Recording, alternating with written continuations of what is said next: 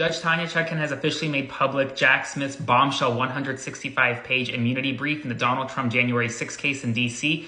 I read through it. Here's everything you need to know, all the new details. Number one, new detail. A Trump campaign employee and alleged co-conspirator in the case actually sought to foment chaos at the TCF Ballot Processing Center in Detroit, Michigan. On November 13th, Donald Trump sidelined his legal team, allowing Rudy Giuliani to take charge, specifically because Giuliani was willing to lie about the 2020 election results. The brief goes on to cite a number of conversations between Mike Pence and Donald Trump, where Mike Pence repeatedly tells Trump that he sees no evidence of election fraud and that the legal challenges will not work. And not just that, the brief cites a number of instances where Trump meets with advisors, legal advisors and personal advisors, all of whom tell Trump that he lost the election and that the election challenges will not work, and yet Trump proceeds to lie to the public anyways.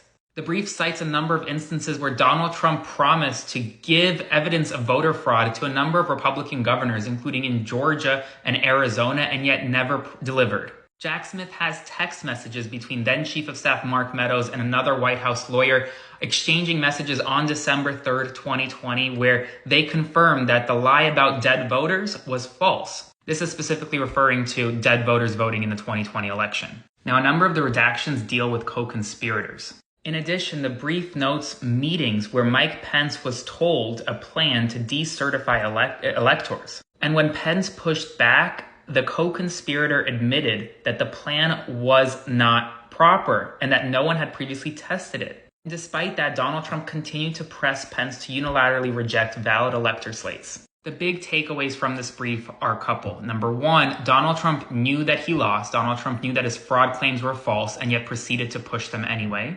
Number two, Donald Trump knew that Mike Pence could not unilaterally decertify valid electoral slates, and yet he proceeded to push Pence to do so anyways. Number three, that Trump's scheme was, quote, a private one, and he worked with a team of, quote, private co-conspirators. Remember, this brief is about immunity, whether it was official acts or private acts. And finally, that Jack Smith has the evidence to prove it all. And while we're not going to get a trial before November 5th, the public will see this brief before November 5th now. I encourage you all to read it. It is 165 pages long. And also ask me any questions below, comment below your thoughts, and follow along to stay up to date on all the news you need to know about. As I read this, I'll provide you more updates.